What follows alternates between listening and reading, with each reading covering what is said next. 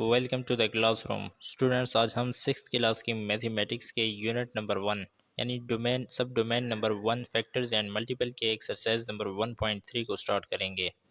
Exercise 1.3 में हमारे पास first question है और इसकी स्टेटमेंट है find HCF of each set of number using prime factorisation method. यानी हमें कहा जा रहा है कि आपने प्राइम फैक्टराइजेशन मेथड के जरिए HCF फाइंड करना है नीचे नंबर्स का।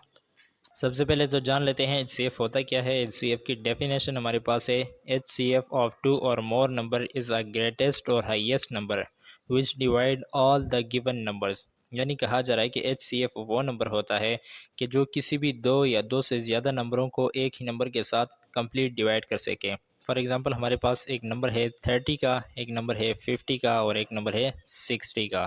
तो इन तीनों का जो हाईएस्ट फैक्टर बनेगा वो बनेगा 10, क्योंकि 10 ही ऐसा नंबर है जो इन तीनों को कंप्लीट डिवाइड कर सकता है। फॉर एग्जांपल अगर हम यहाँ पर इसे डिवाइड करें तो 10 थ्री ज़ा 30 हो जाएगा, कोई रिमाइंडर नीचे नहीं। इसी तरह 10 को 50 पर डिवाइड करें तो 10 फाइव ज़ा 50 हो जाएगा, कोई रिमाइंडर नीचे नहीं।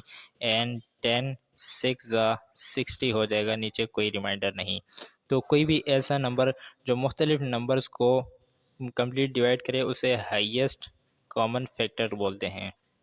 अब हम बढ़ते हैं क्वेश्चन नंबर 1 के पार्ट नंबर 1 की तरफ। पार्ट नंबर 1 में हमें दो नंबर्स दिए गए हैं 6 एंड 9। इन दोनों के हमने क्या करना है, HCF फाइंड करना है प्राइम फैक्टराइजेशन मेथड से। तो सबसे पहले यहाँ पर लिखेंगे सॉल्यूशन। सॉल्यूशन लिखने के बाद हम सबसे पहले 6 की प्राइम फैक्टराइजेशन करेंगे। तो इस तरह की दो लाइंस ड्रा करेंगे, यानी यहाँ पर 6 लिखेंगे, यानी यहाँ पर सबसे छोटा टेबल लिखेंगे तो 2 का टेबल लिखा, 2 थ्री ज़ा 6 हो गया। नीचे एक लाइन ड्रा की, 3 1 ज़ा 3।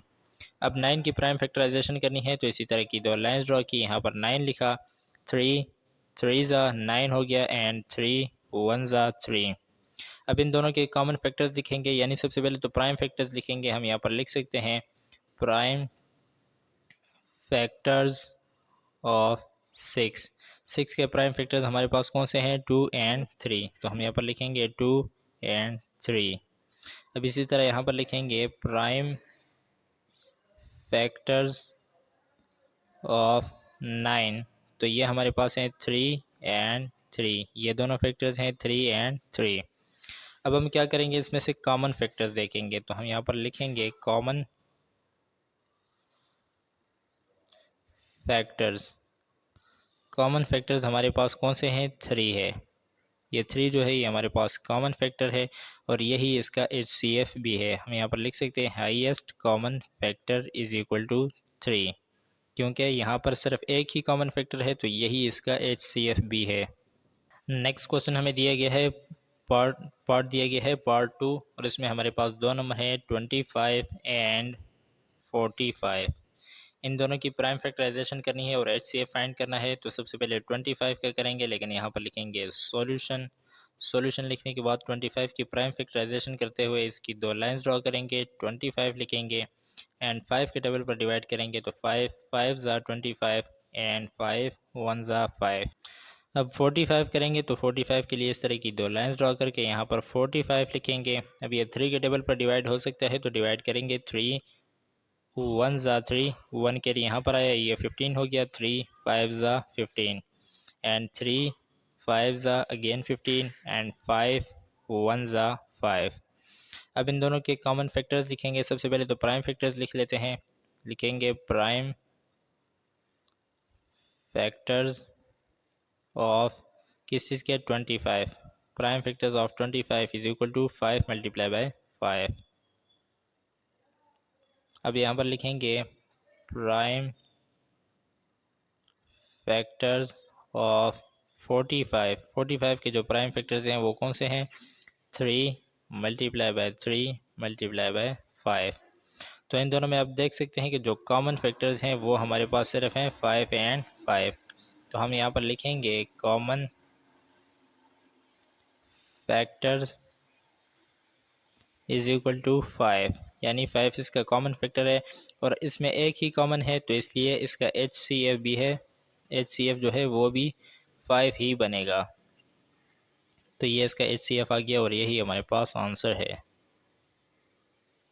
इसी क्वेश्चन का थर्ड पार्ट हमें दिया गया है और थर्ड पार्ट में भी हमारे पास दो नंबर हैं 18 एंड 28।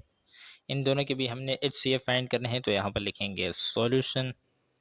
सॉल्यूशन लिखने के बाद हम सबसे पहले 18 के प्राइम फैक्टराइजेशन करेंगे। 18 लिखेंगे यहाँ पर और 2 लिख देंगे यहाँ पर। 2 9 ज़ा 18, 3 3 ज़ा 9 एंड 3 1 ज़ा 3। अब इसी तरह 28 की फैक्टराइजेशन करेंगे, तो यहाँ पर लिख देंगे 28। 2 के टेबल से करेंगे, 2 1 ज़ा 2 एंड 2 4 ज़ा 8। अगेन 2 7 ज़ा 14 एंड लास्ट में 7 1 ज़ा 7।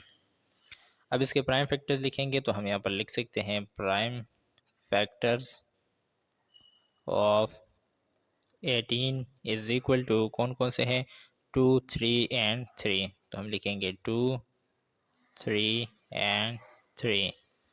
अब इसी तरह प्राइम फैक्टर्स ऑफ 28। 28 के कौन कौन से फैक्टर्स हैं, 2 2 एंड 7। तो लिखेंगे 2 2 एंड 7। अब हमने क्या करना है कि कॉमन फैक्टर्स फाइंड करना है कि इन दोनों में से कॉमन फैक्टर्स कौन से हैं। लिखेंगे common factors is equal to, यहाँ पर आप देख सकते हैं कि 2 एंड 2, यानी 2 कॉमन फैक्टर है।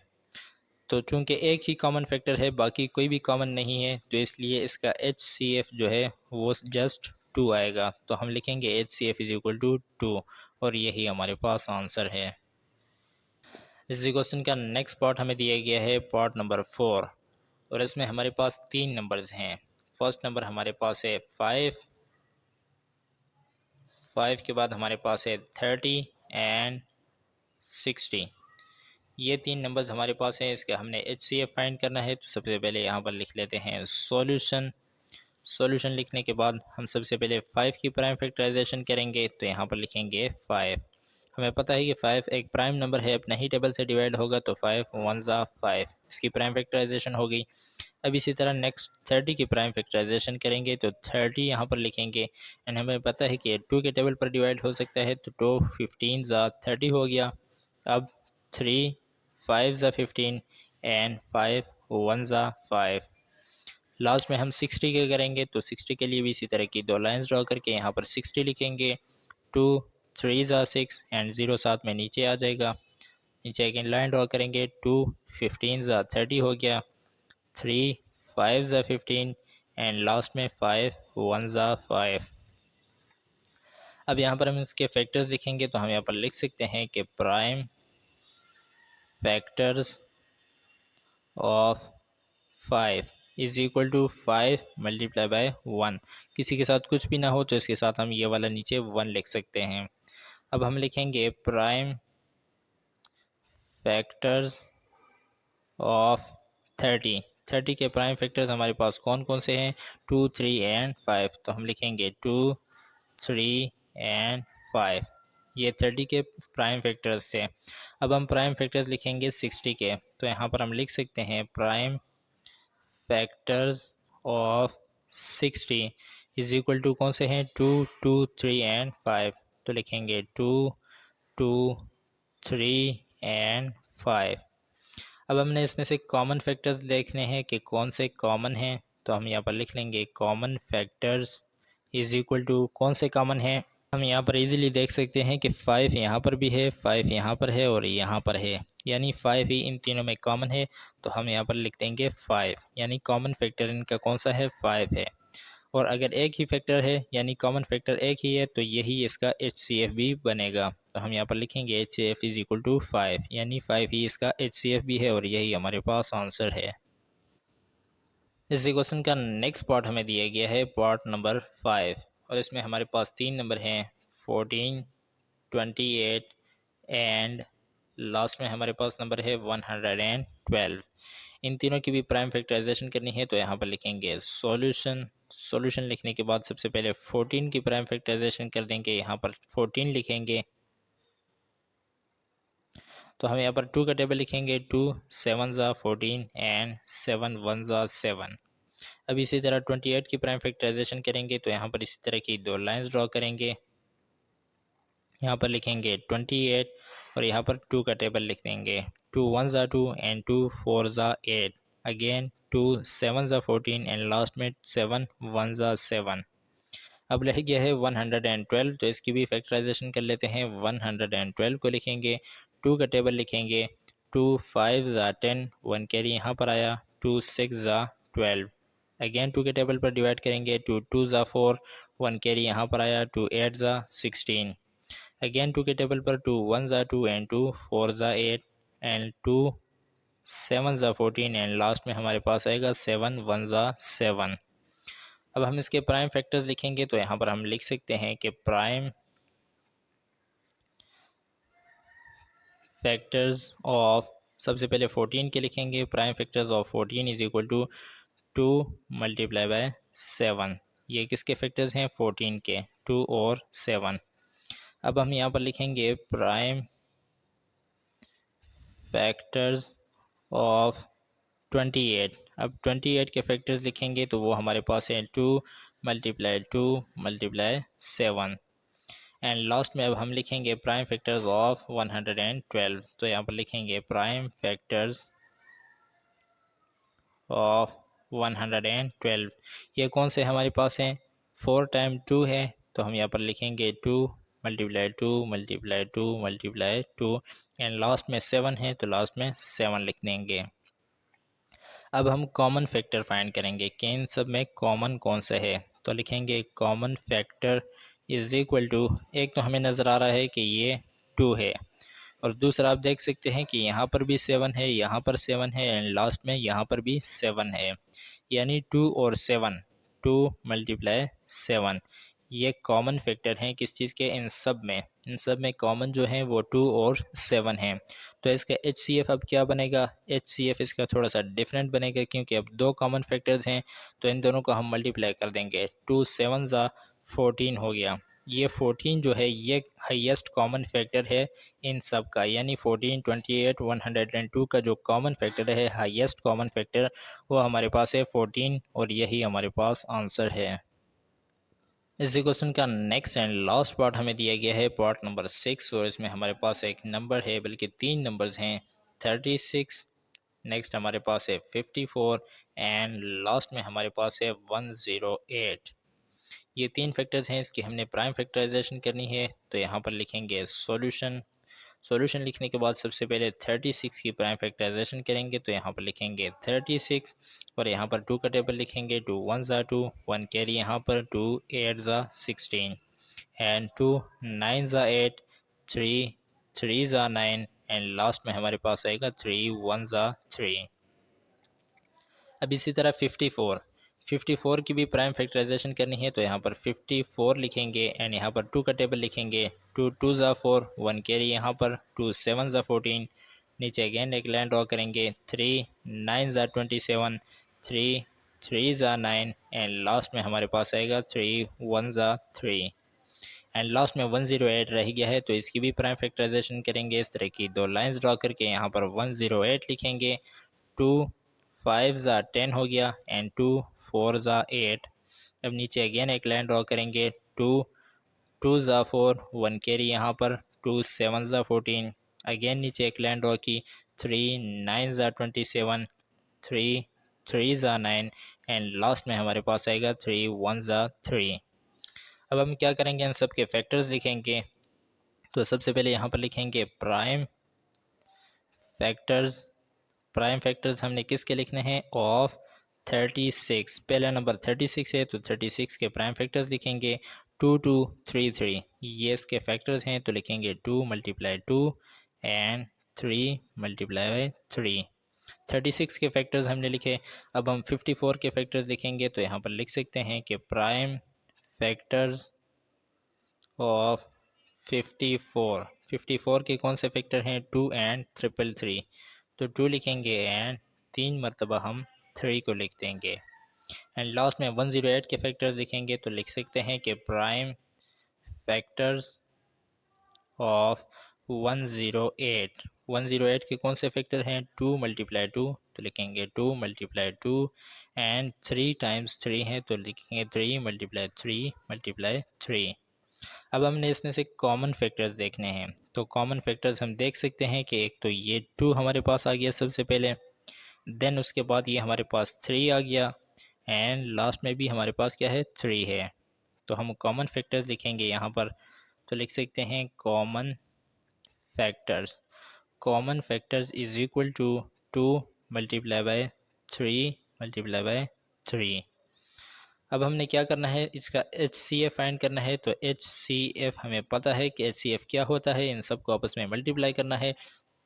यानी जितने भी कॉमन नंबर हमारे पास आए हैं, कॉमन फैक्टर्स, उन सबको आपस में मल्टीप्लाई करना है। तो 2 3 ज़ा 6 एंड 6 3 ज़ा 18। तो हमारे पास ये आ गया 18। ये 18 एच सी एफ आ गया है इन तीनों नंबर्स का, और यही हमारे पास आंसर है। इसी एक्सरसाइज का नेक्स्ट क्वेश्चन हमारे पास है क्वेश्चन नंबर 2, और इसकी स्टेटमेंट है find HCF of each set of numbers using long division method. यानी हमने काम वही करना है, HCF ही फाइंड करना है, लेकिन मेथड चेंज करना है। मेथड कौन सा लगाना है? मेथड हमारे पास है लॉन्ग डिवीजन मेथड। अब लॉन्ग डिवीजन मेथड क्या होता है, पार्ट नंबर 1 सॉल्व करेंगे तो आपको इजीली समझ आ जाएगा। तो चलिए स्टार्ट करते हैं। पार्ट नंबर 1 जो हमारे पास है, उसमें हमें दो नंबर्स दिए गए हैं 110 एंड सेकंड नंबर जो हमें दिया गया है वो है 170। इन दोनों का हमने एच सी एफ फाइंड करना है, तो सॉल्यूशन लिखना तो मस्ट है। सॉल्यूशन लिखेंगे सबसे पहले। सॉल्यूशन लिखने के बाद अब इन दोनों का एच सी एफ फाइंड करेंगे। तो इस तरह का एक लाइन ड्रॉ करके यहाँ पर इस तरह की दो लाइंस ड्रॉ करेंगे। 170 बड़ा नंबर है, इसे अंदर रखेंगे डिवाइडेंड की जगह पर, एंड 110 को 110 को डिवाइज़र की जगह पर रखेंगे। इतना तो आपको समझ आ गया। अब हमने क्या करना है कि 110 यानी इन्हीं दो नंबर्स को हमने आपस में डिवाइड करना है। 170 बड़ा नंबर था तो इसे अंदर रखा, 110 छोटा नंबर था तो इसे बाहर रख दिया। अब 110 का टेबल पढ़ेंगे तो हमें पता है कि 110 वन ज़ा, यहाँ पर हम टेबल लिखेंगे, यानी 110 वन ज़ा 110 हो गया। नीचे अगेन एक लाइन ड्रॉ करेंगे। अब इन दोनों को हम अब इन दोनों को हम माइनस करेंगे तो 0 में से 0 गए तो 0 आ गया, 7 में से 1 गया तो आंसर आया 6। 60 हमारे पास आ गया, 1 में से 1 गए 0 आया, उसे लिखने की ज़रूरत नहीं है। अब हम क्या करेंगे, 60 को इसी जगह रहने देंगे, लेकिन इससे कुछ इस तरह का शेप हम बना देंगे। 60 अब क्या बन गया है, डिवाइज़र। पहले क्या था, रिमाइंडर था, अब डिवाइज़र बन गया है। यानी 60 का टेबल हमने पढ़ना है, लेकिन अंदर कौन सा रकम लिखेंगे, यहाँ पर कौन सा वाला नंबर लिखेंगे। तो ये पहला वाला जो डिवाइज़र था, अब इसे हम अंदर लिख देंगे। यानी इस वाले 110 को, जो पहले डिवाइज़र था, इसे अब हम डिवाइडेंड की जगह पर रख देंगे। अब 60 का टेबल अगेन पढ़ेंगे तो अगेन 60 वन ज़ा 60 हो जाएगा, क्योंकि अगर 62 ज़ा करेंगे तो 120 हो जाएगा, इससे बड़ा हो जाएगा, वो हमें नहीं चाहिए। अगेन नीचे एक लाइन ड्रॉ करेंगे एंड अब इन दोनों को माइनस करेंगे। 0 माइनस 0 तो 0 ही हो गया, 11 माइनस 6 5 हो गया, तो यहाँ पर 5 को लिख देंगे। ये 50 हमारे पास क्या हो गया, रिमाइंडर हो गया। लेकिन अब इसी रिमाइंडर को हम डिवाइज़र बनाएंगे तो इस तरह की दो लाइन्स ड्रा करेंगे। ये अगेन डिवाइज़र की जगह पर आ गया, और पिछला वाला जो डिवाइज़र था उसे हम अंदर डिवाइडेंड की जगह पर रख देंगे। अब अगेन 50 का टेबल पढ़ेंगे तो 50 वन ज़ा 50 हो जाएगा, 52 ज़ा अगर करेंगे तो 100 हो जाएगा, वो 60 से बड़ा हो जाएगा, वो हमें नहीं चाहिए। अब 60 में से 50 को माइनस करना है तो नीचे एक लाइन ड्रॉ करेंगे। 60 माइनस 50 करेंगे तो हमारे पास आंसर आएगा 10। अब ये 10 इसका रिमाइंडर आ गया है, लेकिन इसे हमने अगेन डिवाइज़र बनाना है, तो इस तरह की दो लाइंस ड्रॉ करेंगे यहाँ पर, एंड ये 10 अब बन गया है डिवाइज़र। लेकिन अंदर अब कौन सा वैल्यू रखेंगे, कौन सी वाली जो रकम है, नंबर है, वो अंदर लिखेंगे। वो हमें पता है कि जो पिछला वाला डिवाइज़र था यानी 50, इसे अब हम अंदर रख देंगे। एंड अब अगेन 10 का टेबल पढ़ेंगे तो 10 5 ज़ा 50 हो गया। 50 में से 50 को माइनस करेंगे तो रिमाइंडर कुछ भी नहीं, ज़ीरो। तो ये हमारे पास जो 10 आ गया, लास्ट जो डिवाइज़र आएगा, ये जो लास्ट डिवाइज़र है, ये ही हमारे पास एच सी एफ है।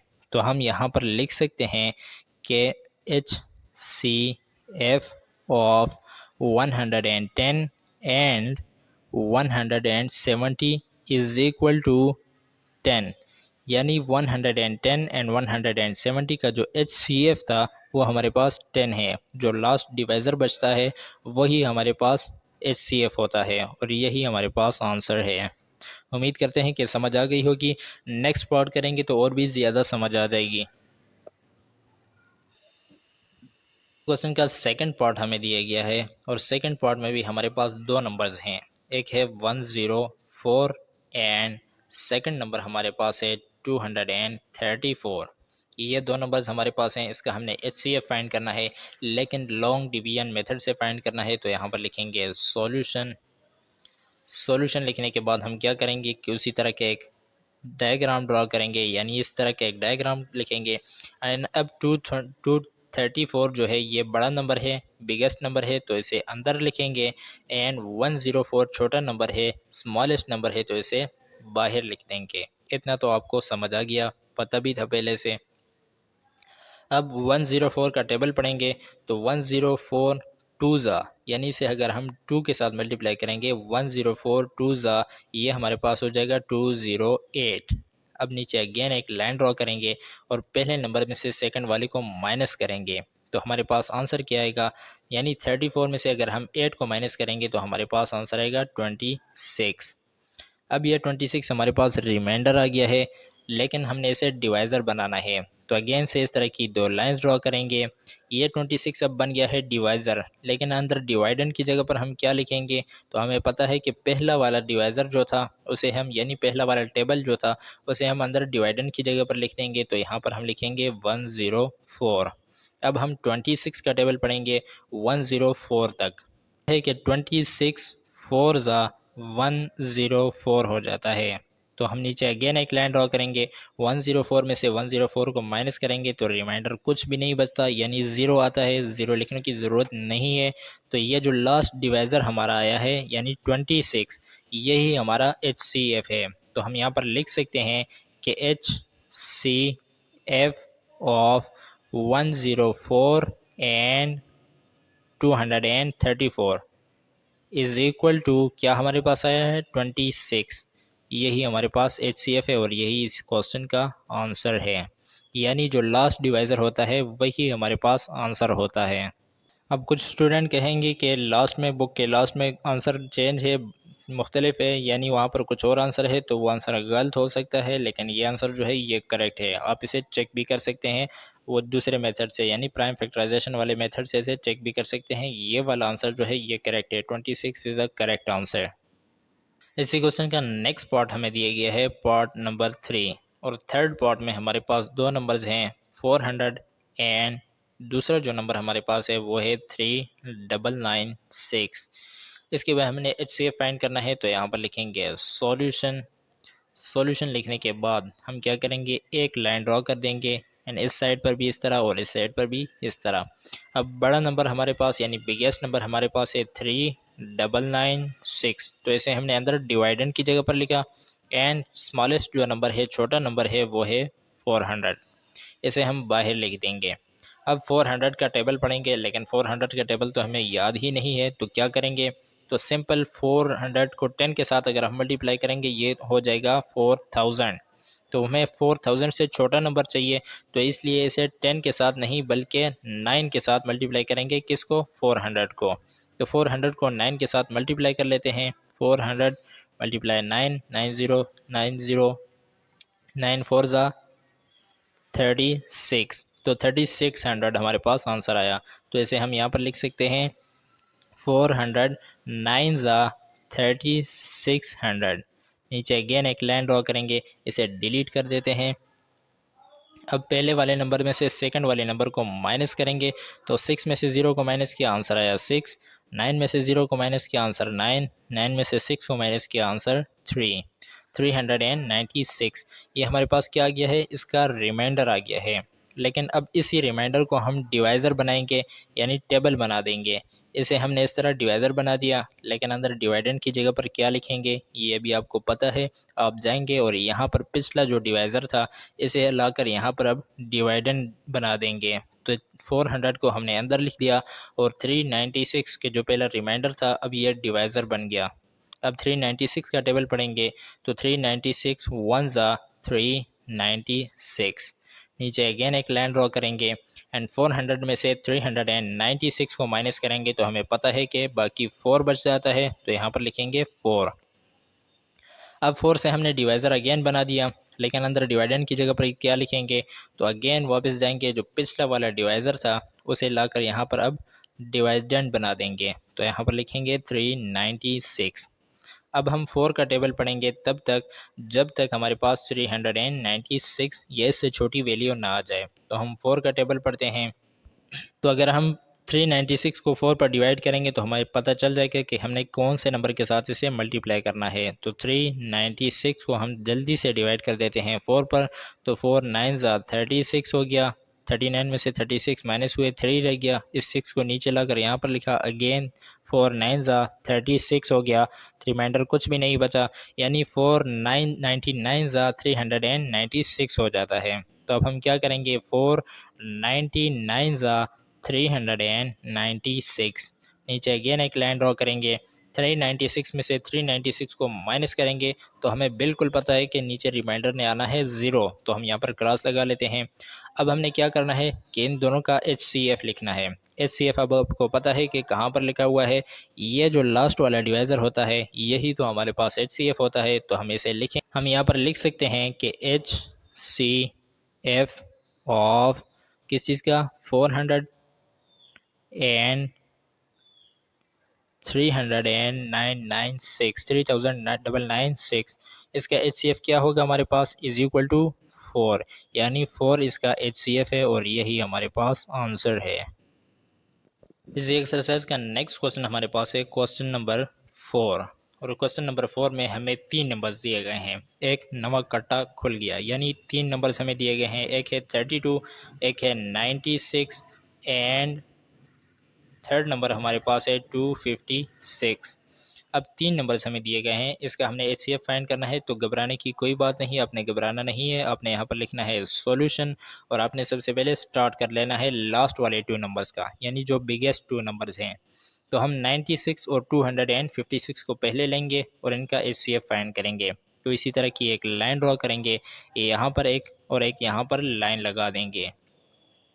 अब 96 और 256 इन दोनों को नंबर्स को हमने लेना है। तो 96 छोटा नंबर है, छोटे वाले ने बाहर कर दो, यानी बाहर लिख देंगे छोटे वाले को, और बड़ा जो नंबर है इसे डिवाइडेंड की जगह पर लिख देंगे, यानी 256 को अंदर लिख देंगे।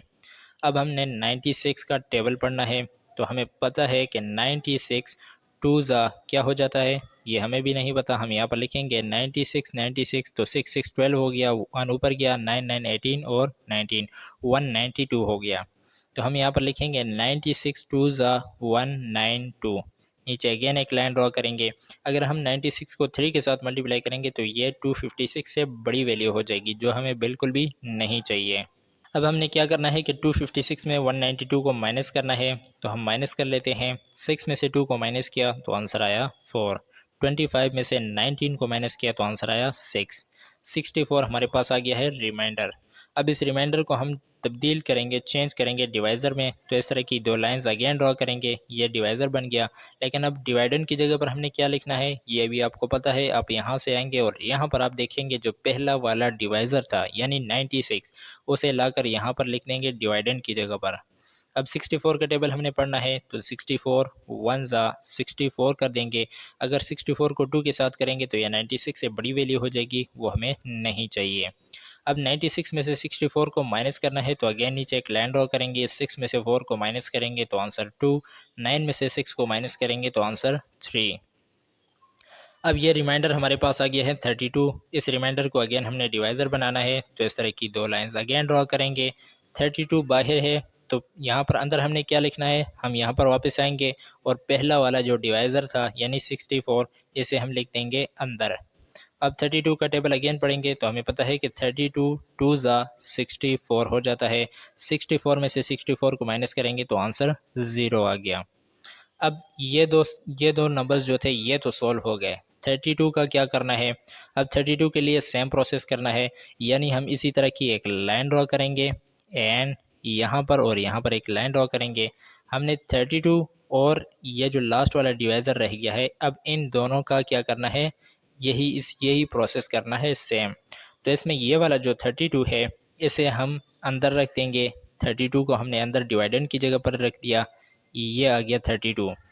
और ये जो डिवाइज़र है यह डिवाइज़र का डिवाइज़र ही यहाँ पर उठाकर लिख देंगे, यानी इस डिवाइज़र को सेम हमने डिवाइज़र की जगह पर लिखा और यहाँ अंदर डिवाइडेंड की जगह पर हमने इस वाले 32 को लिख दिया। अब हम देख सकते हैं कि 32 वन ज़ा 32 हो गया, नीचे एक लाइन ड्रॉ करेंगे एंड रिमाइंडर इसका 0 है। तो अब जो लास्ट जो डिवाइज़र हमारे पास आता है वही हमारे पास HCF होता है। तो यहाँ पर लास्ट डिवाइज़र हमारे पास क्या है, 32 है।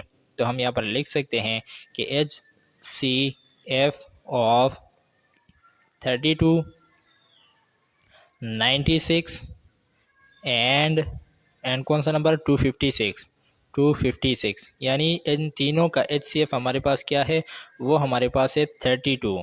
यानी लास्ट डिवाइज़र हमारे पास 32 था, तो यही तो हमारे पास HCF होता है और यही हमारा आंसर है। इनका नेक्स्ट पार्ट हमें दिया गया है पार्ट नंबर 5 और इसमें भी 3 नंबर्स हैं, एक है 30, दूसरा नंबर है 168 एंड तीसरा नंबर हमारे पास क्या है 288।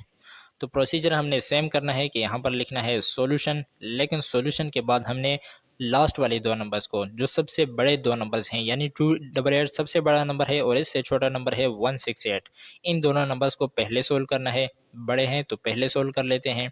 तो इसी तरह का एक लाइन ड्रॉ करेंगे एंड यहाँ पर और यहाँ पर छोटी दो लाइन्स ड्रॉ करेंगे। 288 सबसे बड़ा नंबर है, तो एहतराम करते हुए इसे हम इज़्ज़त देते हुए इसे अंदर डिवाइडेंड की जगह पर लिख देंगे एंड 168 को थोड़ा सा बाहर रख देंगे। अब 168 को हमने बाहर टेबल की जगह पर लिखा, 288 को हमने अंदर लिख लिया। अब हम इसका टेबल पढ़ेंगे 168 का। तो 168 वन ज़ा 168, क्योंकि अगर 168 को 2 के साथ करेंगे तो ये 300 से ऊपर चला जाएगा, हमें वो नंबर नहीं चाहिए। नीचे अगेन एक लाइन ड्रॉ करेंगे, 288 में से 168 को माइनस करेंगे तो 8 माइनस 8 0 हो गया, 8 माइनस 6 क्या हो गया, 2 हो गया, 2 माइनस 1 1 हो गया, 120 ये हमारे पास आ गया है रिमाइंडर। लेकिन अब इसी रिमाइंडर को हम डिवाइज़र बनाएंगे तो इस तरह की दो लाइंस अगेन ड्रॉ करेंगे। 120 अब हमारे पास बन गया है डिवाइज़र, और अब अंदर डिवाइडेंड की जगह पर कुछ नहीं है तो हम जाएंगे और पिछला वाला जो डिवाइज़र था उसे लेकर यहाँ पर डिवाइडेंड की जगह पर रख देंगे। यानी 168 को हमने अंदर रखा और 120 बाहर रह गया। अब 120 का टेबल अगेन पढ़ेंगे, यानी 120 वन ज़ा 120 हो गया, 2 के साथ नहीं कर सकते, नंबर बड़ा हो जाएगा। अगेन नीचे एक लाइन ड्रॉ करेंगे, 168 में 120 को माइनस करेंगे, 8 माइनस 0 8 हो गया, 6 माइनस 2 4 हो गया, 1 माइनस 1 1 हो गया, 0 हो गया, लेकिन उसे लिखने की ज़रूरत नहीं। अगेन इस तरह की दो लाइंस ड्रॉ करके इसे हमने डिवाइज़र बना दिया और अब हम पीछे जाएंगे और 120 को उठाकर यहाँ पर लिख देंगे अंदर डिवाइडेंड की जगह पर। अब 48 का टेबल पढ़ेंगे तो हमें पता है कि 48 2 ज़ा 96 हो जाता है। अगर 3 के साथ करेंगे तो 120 से ऊपर चला जाएगा, वो हमें नहीं चाहिए। तो नीचे अगेन एक लाइन ड्रॉ करेंगे, 120 में से 96 को अब हमने माइनस करना है। तो हमें पता है कि 120 में से 96 को अगर हम माइनस करेंगे तो हमारे पास आंसर आएगा 24। अब 24 हमारे पास रिमाइंडर आ गया, लेकिन इसे हमने अगेन डिवाइज़र बनाना है। तो यहाँ पर इस तरह की दो लाइंस ड्रॉ करेंगे, ये डिवाइज़र बन गया। डिवाइडेंड की जगह खाली है, इसकी पोस्ट खाली है, तो पिछले वाले डिवाइज़र को हम उठाएंगे, यानी 48 को उठाकर यहाँ पर रख देंगे। तो ये हमारे पास यहाँ पर डिवाइडेंड भी आ गया। अब 24 का टेबल पढ़ेंगे तो 24 2 ज़ा हमारे पास हो जाता है 48। नीचे अगेन एक लाइन ड्रॉ करेंगे, 48 में से 48 माइनस किया तो नीचे कुछ भी नहीं बचता, यानी 0 आ जाता है। अब हमने क्या करना है, ये दोनों तो सोल्व हो गए, 168 एंड 288 ये दोनों सोल्व हो गए, रह गया 30। अब हमने क्या करना है कि इसी तरह की एक और लाइन ड्रॉ करनी है, इसी तरह की दो छोटी लाइंस ड्रॉ करनी है एंड 30 को हमने रख देना है अंदर डिवाइडेंड की जगह पर। और यहाँ पर जो लास्ट डिवाइज़र हमारे पास रह गया था, इसी डिवाइज़र को हम उठाएंगे और यहाँ पर लाकर रख देंगे, यानी ये डिवाइज़र यहाँ पर हमने शिफ्ट कर दिया और अंदर डिवाइडेंड की जगह पर अब हमने थर्ड वाला नंबर उठाकर यहाँ पर रख दिया, क्योंकि यहाँ तो किस्सा ख़त्म हो गया है, रिमाइंडर 0 आ गया है।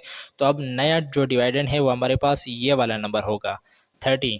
ये हमने डिवाइडेंड की जगह पर रखा और इस डिवाइज़र को हमने आगे प्रोसीड किया। तो 24 का टेबल पढ़ेंगे, 24 वन ज़ा 24 हो गया। अगेन नीचे एक लाइन ड्रॉ करेंगे, 30 में से 24 को माइनस करेंगे तो हमें पता है कि आंसर आएगा 6। अब 6 हमारे पास रिमाइंडर आ गया है, तो इस रिमाइंडर को अगेन हमने डिवाइज़र बनाना है। तो इस तरह की दो लाइंस ड्रॉ करेंगे। अब डिवाइडेंड की जगह फिर खाली है, तो हम क्या करेंगे, पिछले वाले डिवाइज़र को जो कि हमारे पास 24 है, इसे उठाएंगे और यहाँ पर डिवाइडेंड की जगह पर रख देंगे। अब 6 का टेबल पढ़ेंगे तो हमें पता है कि 6 4 ज़ा 24 हो जाता है। तो हमने यहाँ पर लिखा, नीचे अगेन एक लाइन ड्रॉ की, 24 माइनस 24 करेंगे तो रिमाइंडर आएगा 0। तो अब हमारे पास जो लास्ट जो डिवाइज़र आया है वही हमारे पास है HCF, और लास्ट डिवाइज़र हमारे पास क्या है 6 है। तो हम यहाँ पर लिख सकते हैं कि HCF ऑफ 30 168 एंड क्या 288, 288 इज इक्वल टू 6, यानी 6 ही इन तीनों नंबर का HCF है, हाईएस्ट कॉमन फैक्टर है, और यही हमारे पास आंसर है।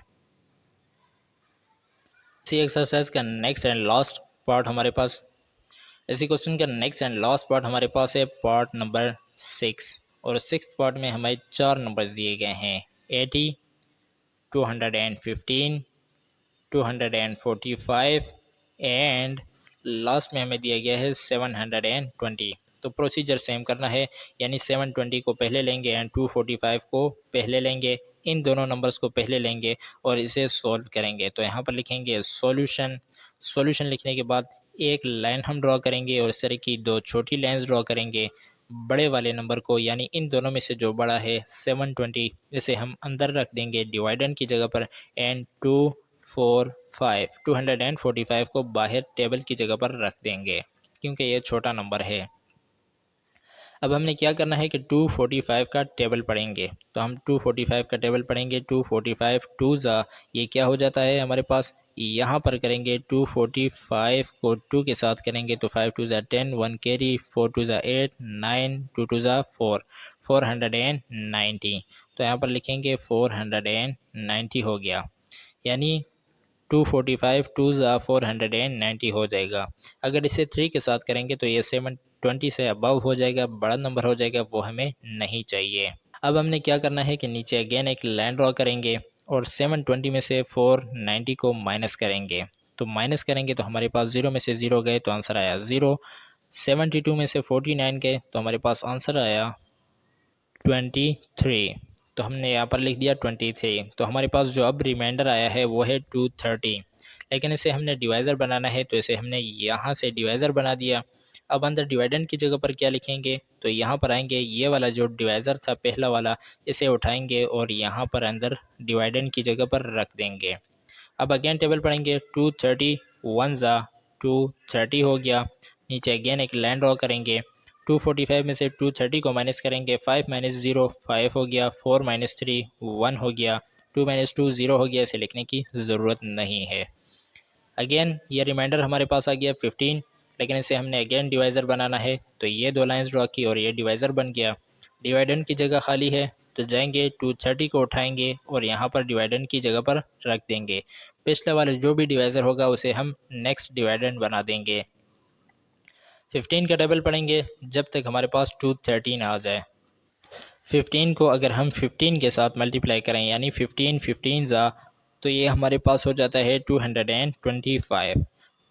अगर हम 15 को 16 के साथ मल्टीप्लाई करेंगे तो वो नंबर अबव हो जाएगा, वो हमें नहीं चाहिए। नीचे अगेन एक लाइन ड्रॉ करेंगे, 15 15 ज़ा 225 हो गया। अब 230 में से 225 को माइनस करेंगे तो हमें अब पता है कि आंसर आएगा 5, क्योंकि 30 में से 25 को माइनस किया तो आंसर 5 आया। अब ये 5 हमारे पास रिमाइंडर है, लेकिन अगेन इसे हमने क्या बनाना है, डिवाइज़र बनाना है। तो इस तरह की दो लाइंस ड्रॉ करेंगे, ये बन गया डिवाइज़र और डिवाइडेंड की जगह अगेन खाली हो गई। तो क्या करेंगे, पिछला वाला जो डिवाइज़र है इसे उठाएंगे और यहाँ पर रख देंगे 15 की डिवाइडेंड की जगह पर।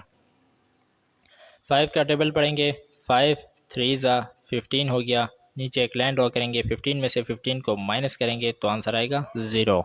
ने क्या करना है, नेक्स्ट नंबर को लेना है। नेक्स्ट नंबर हमारे पास है 215। तो हम क्या करेंगे, यहाँ पर इसी तरह की एक लाइन ड्रॉ करेंगे एंड ये लाइन हमने ड्रॉ की, 215 को हम अंदर रख देंगे।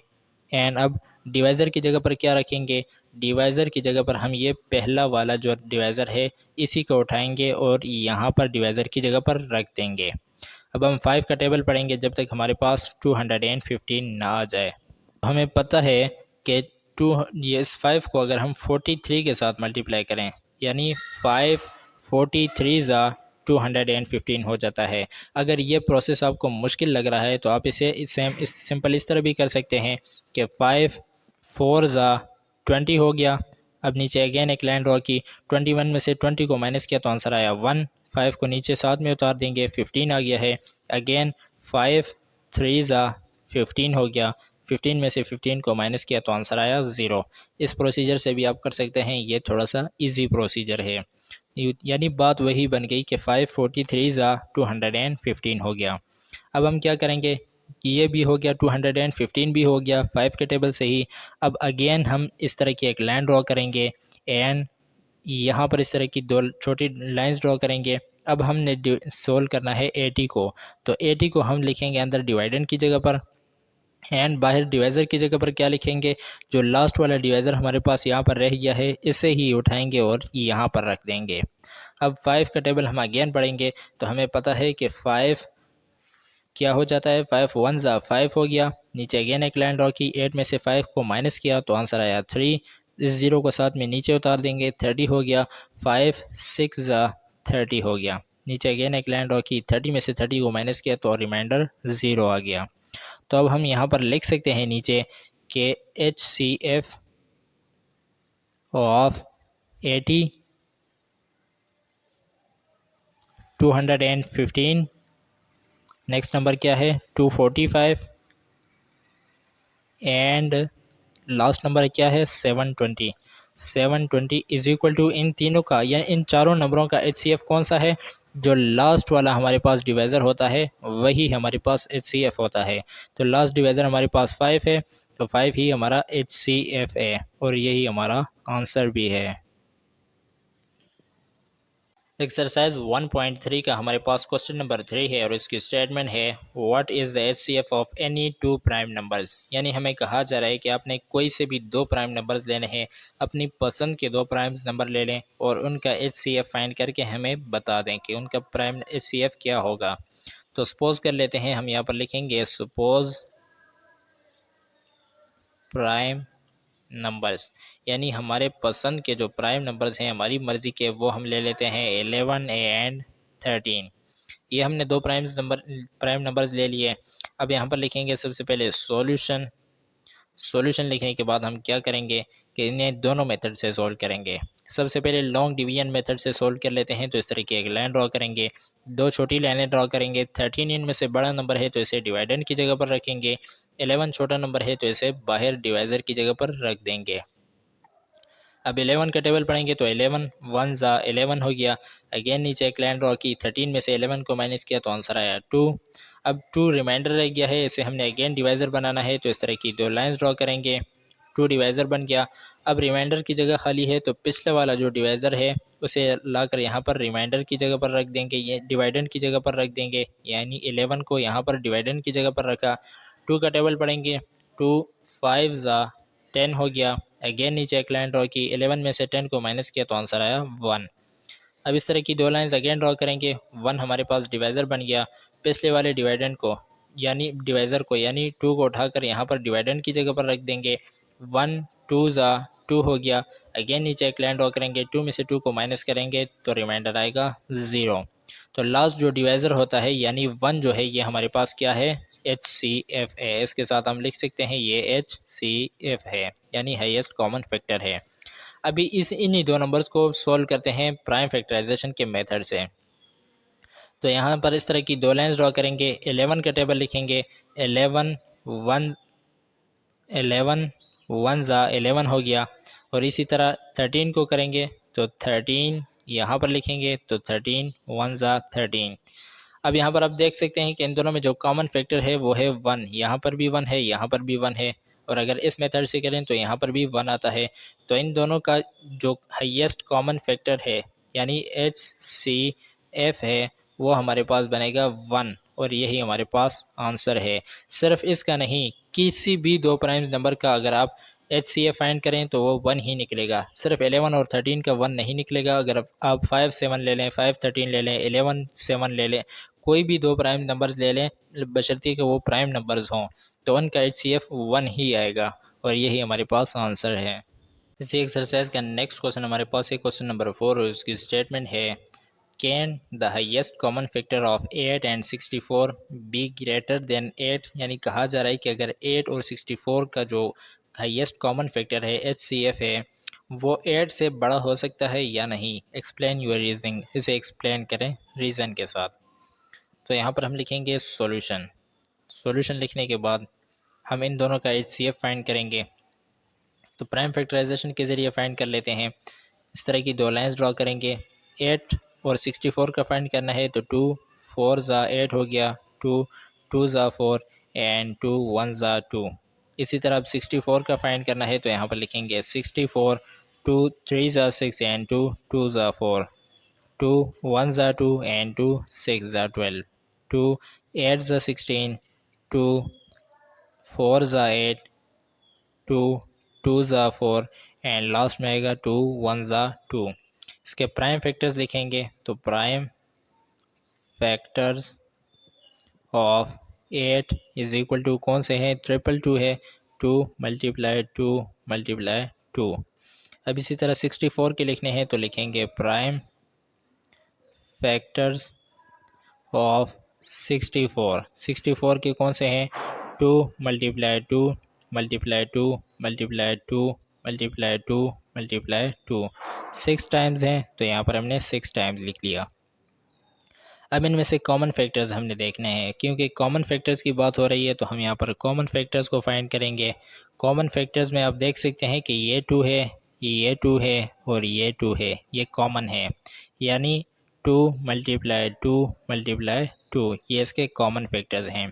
तो अब इसका HCF क्या आएगा, HCF हमारे पास इसका आएगा 2 मल्टीप्लाई 2 4, 4 मल्टीप्लाई बाई 2 8 हो गया, यानी 8 इसका हाईएस्ट कॉमन फैक्टर है। तो इस हम लिख सकते हैं यहाँ पर एज पर द कैलकुलेशन, जैसे कि हमने कैलकुलेशन के ऊपर वी कंक्लूड दैट, हमने ये नतीजा निकाला कि a number greater than 8 can not be a factor of 8, कि कोई भी ऐसा नंबर जो 8 से बड़ा हो वो इन दोनों नंबर्स का फैक्टर नहीं हो सकता, HCF नहीं हो सकता। 8 और 64 का HCF नहीं हो सकता, कोई भी ऐसा नंबर जो 8 से बड़ा हो, और यही हमारे पास आंसर है। एक्सरसाइज 1.3 का हमारे पास क्वेश्चन नंबर 5 है और इसकी स्टेटमेंट है अलीजे हैज़ 16 साइंस बुक्स, यानी कहा जा रहा है कि अलीजे एक स्टूडेंट है और इसके पास 16 साइंस की बुक्स हैं, 28 मैथ की बुक्स हैं एंड 30 इंग्लिश की बुक्स हैं। तो अब हमें कहा जा रहा है कि she want to pack the books equally without mixing the books, यानी वो कह रही है कि मैंने इन बुक्स को पैक करना है, पढ़ना नहीं है, बस सिर्फ पैक करना है, और हमने इसे मिक्स भी नहीं करना और किसी बुक को छोड़ना भी नहीं है, यानी सब बुक्स को पैक करना है और इक्वली पैक करना है।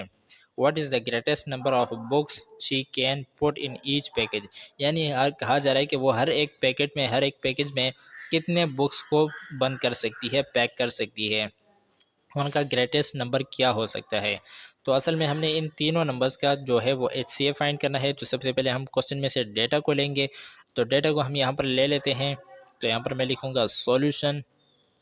सॉल्यूशन लिखने के बाद क्वेश्चन में से डेटा को निकालते हैं, तो हम यहाँ पर लिख सकते हैं डेटा हमारे पास ये है कि साइंस की 16 बुक है, मैथ की 28 एंड इंग्लिश की 30 बुक्स हैं। तो इनका हमने क्या करना है कि इनका हमने हाईएस्ट कॉमन फैक्टर फाइंड करना है।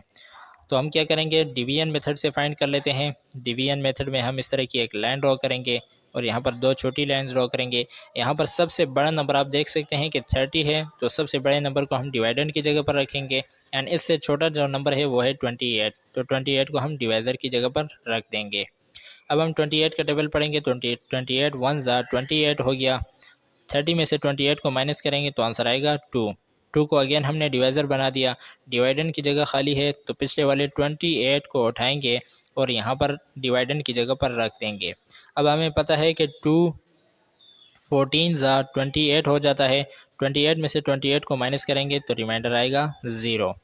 अब इन दोनों नंबर्स का तो हो गया, यानी 30 और 28 तो हमारे पास हो गए, यानी 30 और 28 को हमने सोल्व कर दिया, बाकी रह गया 16।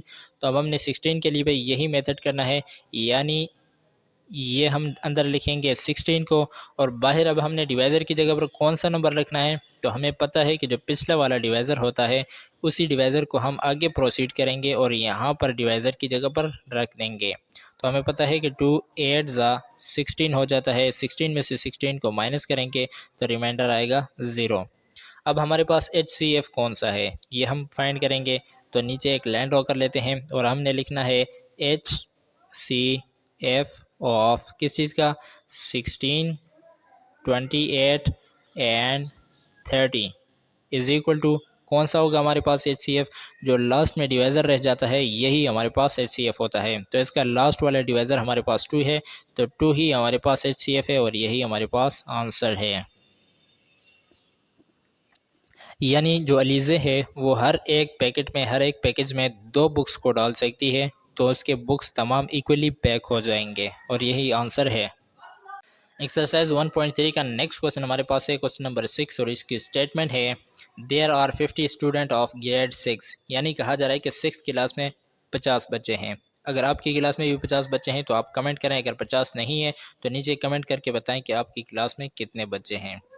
There are 50 students of grade 6 यानी 6 क्लास के 50 बच्चे हैं, 50 स्टूडेंट हैं। 70 स्टूडेंट ऑफ ग्रेड 7, 7 क्लास में 70 स्टूडेंट हैं। एंड 8 क्लास में 80 स्टूडेंट हैं यानी 80 स्टूडेंट हैं। और अब हमें कहा जा रहा है कि our teacher wish to arrange them in equal number of student in each row. और असेंबली के टाइम टीचर चाहती है कि हर एक रो में बराबर बच्चे हों, एक मतलब इक्वल बच्चे हों। तो अब हमें कहा जा रहा है कि find the greatest number of student that could be arrange in a row. यानी हमें कहा जा रहा है कि हमें वो नंबर बताएं कि एक रो में कितने बच्चे होने चाहिए, हाईएस्ट नंबर कौन सा होना चाहिए कि एक रो में इक्वल बच्चे आ सकें, हर एक रो में इक्वल बच्चे आ सकें। तो अब हमने क्या करना है कि इनका HCF फाइंड करना है। तो सबसे पहले क्वेश्चन में से डेटा को लेंगे, यहाँ पर मैं लिखता हूँ सॉल्यूशन। सॉल्यूशन लिखने के बाद क्वेश्चन में से डेटा को लेंगे, तो मैं यहाँ पर लिखूँगा ग्रेड 6 स्टूडेंट 50 हैं, ग्रेड 7 के 70 हैं और ग्रेड 8 के 80 हैं। तो अब हमने इसका हाईएस्ट कॉमन फैक्टर्स फाइंड करना है। तो हम सबसे पहले डिवीजन मेथड से ही फाइंड कर लेते हैं। तो इस तरह की एक लाइन ड्रॉ करेंगे और 2 छोटी लाइन ड्रॉ करेंगे। सबसे बड़ा नंबर हमारे पास 80 है, तो यहाँ से स्टार्ट करेंगे, 80 को अंदर रखेंगे यानी डिवाइडेंड की जगह पर, और 80 से जो छोटा नंबर है वो 70 है, तो 70 को डिवाइज़र की जगह पर रख देंगे। अब 70 का टेबल पढ़ेंगे, 70 1 ज़ा 70 हो गया। नीचे अगेन एक लाइन ड्रॉ करेंगे, 80 में से 70 को माइनस करेंगे तो हमें आंसर आएगा 10, यानी रिमाइंडर में 10 आ गया। अब इस 10 को हम अगेन डिवाइज़र बनाएंगे और अंदर डिवाइडेंड की जगह पर कुछ नहीं लिखा, तो हम पिछले वाला डिवाइज़र जो है इसे उठाएंगे और डिवाइडेंड की जगह पर रख देंगे। 10 का टेबल अगेन पढ़ेंगे, 10 7 ज़ा 70 हो गया। नीचे एक लाइन ड्रॉ करेंगे, 70 में से 70 को माइनस करेंगे तो रिमाइंडर आ गया 0। अब ये 2 नंबर तो हो गए, यानी 80 भी हो गया और 70 भी हो गया। अब 50 रह गया है, तो 50 के लिए भी सेम प्रोसीजर करेंगे, इस तरह की लाइन ड्रॉ करेंगे एंड जो 50 है उसे डिवाइडेंड की जगह पर रख देंगे। लेकिन डिवाइज़र की जगह पर क्या लिखना है ये आपको पता है कि जो यहाँ पर सिलसिला ख़त्म हुआ था वो ख़त्म नहीं हुआ, बल्कि इसी डिवाइज़र को हम उठाएंगे और यहाँ पर शिफ्ट कर देंगे। 10 को हमने डिवाइज़र की जगह पर लिखा, 10 का टेबल पढ़ेंगे, 10 5 ज़ा 50 हो गया। नीचे एक लाइन ड्रॉ करेंगे, 50 में से 50 को माइनस किया तो रिमाइंडर 0 आ गया। अब हमारे पास HCF कौन सा है, तो हम यहाँ पर लिख सकते हैं कि HCF यानी हाईएस्ट कॉमन फैक्टर ऑफ किस चीज़ का, 50 70 एंड 80 इज इक्वल टू कौन सा हमारे पास होगा, जो लास्ट में जो डिवाइज़र बच जाता है ये हमारे पास HCF होता है। तो इसका लास्ट में डिवाइज़र 10 बच गया है, तो 10 को हमने HCF डिक्लेयर कर दिया है और यही हमारे पास आंसर है, यानी यही HCF है। यानी वो टीचर जिसकी ये ख्वाहिश है कि हर एक लाइन में इक्वल बच्चे हों, तो उसे चाहिए कि हर एक लाइन में 10 बच्चों को खड़ा करे, 10 बच्चों को हर एक लाइन में खड़ा करे, तो इक्वल नंबर ऑफ स्टूडेंट्स हर एक लाइन में होंगे। इसी एक्सरसाइज का नेक्स्ट एंड लास्ट क्वेश्चन हमारे पास है क्वेश्चन नंबर 7 और इसकी स्टेटमेंट है a room is 10 metre and 15 centimetre long. यानी कहा जा रहा है कि एक रूम है और वो 10 मीटर एंड 15 सेंटीमीटर लॉन्ग है, लंबा है, एंड 8 मीटर 80 सेंटीमीटर वाइड, और इसकी चौड़ाई जो है वो 8 मीटर और 80 सेंटीमीटर है। The floor of the room is to be paved with the square tiles. यानी उस रूम में हम स्क्वायर टाइल्स लगाना चाहते हैं, चौरस टाइल्स जो होते हैं 4 कोने वाले वो लगाना चाहते हैं। तो हमें कहा जा रहा है कि find the length of the largest tile that can be used. उसमें ऐसा नंबर बताएं, ऐसा टाइल का साइज़ हमें बताएं कि वो एक रूम में पूरे आ जाएं, यानी पूरे रूम किसी टाइल को काटना ना पड़े, बल्कि ऐसा साइज़ हमें बताएं कि वो पूरा साइज़ जो है वो रूम के लेंथ वाइज भी आ जाए और विड्थ वाइज भी आ जाए। तो हमने क्या करना है कि इन दो नंबर्स का हमने HCF फाइंड करना है, तो वही हमारे पास टाइल का साइज़ होगा। तो हम क्या करेंगे, सबसे पहले क्वेश्चन में से डेटा को लेंगे। तो यहाँ पर मैं लिख लेता हूँ सॉल्यूशन। सॉल्यूशन लिखने के बाद क्वेश्चन में से डेटा को लेंगे, तो मैं यहाँ पर लिख सकता हूँ रूम लेंथ, यानी रूम की लेंथ क्या है 10 मीटर और 15 सेंटीमीटर है, और रूम की विड्थ जो है, चौड़ाई जो है वो है 8 मीटर एंड 80 सेंटीमीटर। यहाँ पर अगर आप देखें तो हमें यूनिट्स जो दिए गए हैं वो दो यूनिट्स दिए गए हैं, यानी एक मीटर का है और एक सेंटीमीटर का है। लेकिन क्वेश्चन को सोल्व करने के लिए हमें एक ही यूनिट चाहिए, तो हम बड़े वाली यूनिट को छोटे वाली यूनिट में कन्वर्ट कर देंगे, यानी इस मीटर से भी हम सेंटीमीटर बना देंगे। लेकिन ये कैसे बनेगा, हमें पता है कि 1 मीटर इक्वल होता है, 1 मीटर हमारे पास इक्वल होता है 1000 सेंटीमीटर के। तो अब हमने क्या करना है कि इन 10 मीटर्स को मल्टीप्लाई करना है 1000 सेंटीमीटर से। तो हमारे पास कुछ ये टाइप की इक्वेशन बनेगी कि 10 को हम मल्टीप्लाई करेंगे 1000 से, 1000 सेंटीमीटर से, प्लस ये जो 15 सेंटीमीटर हमें दिए गए हैं इन्हें साथ में बीच में प्लस कर देंगे।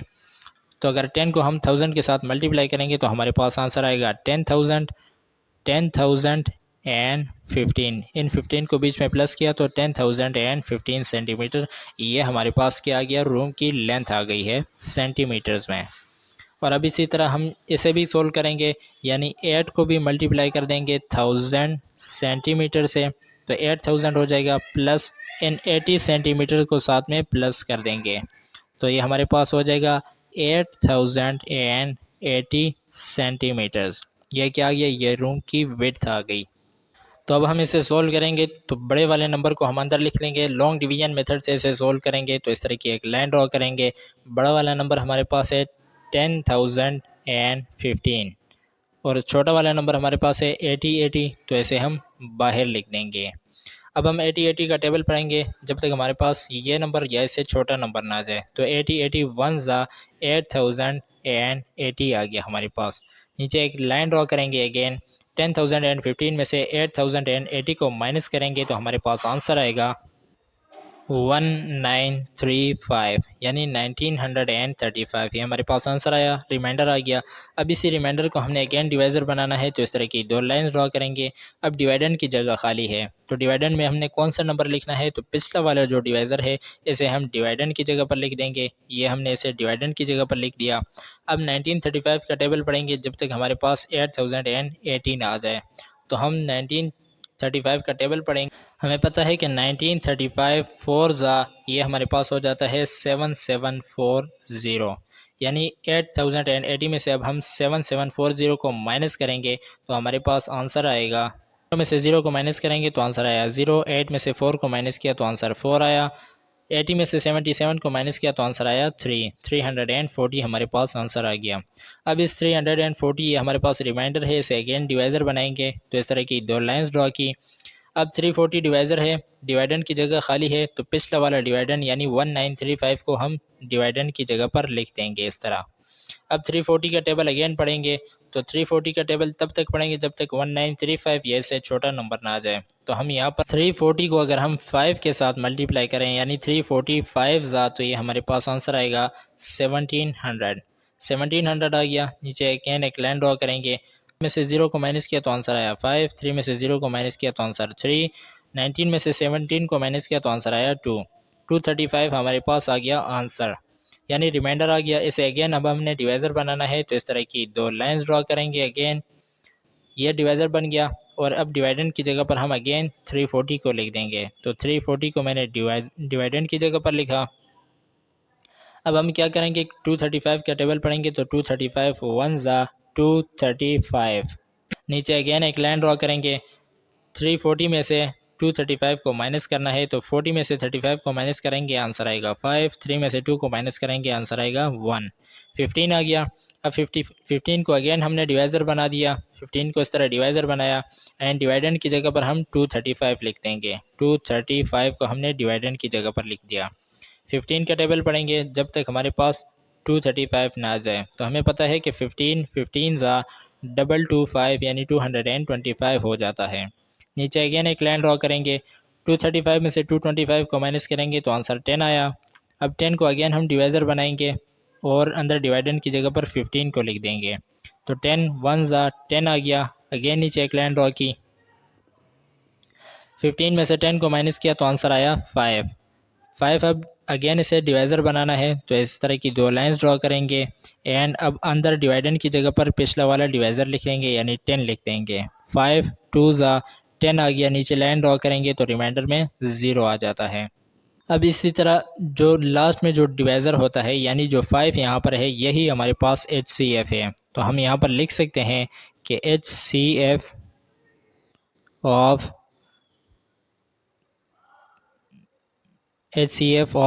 Room length and room width is equal to 5। और 5 के साथ यूनिट हमने कौन सा लिखना है, ये सेंटीमीटर में हमने फाइंड किया था तो यहाँ पर लिखेंगे सेंटीमीटर, यानी वो टाइल जो है वो 5 सेंटीमीटर बाय 5 सेंटीमीटर की होनी चाहिए और यही हमारे पास आंसर है। इसी क्वेश्चन को आप दूसरे तरीके से भी सॉल्व कर सकते हैं, जो प्राइम फैक्टराइजेशन मेथड है उससे भी सॉल्व कर सकते हैं।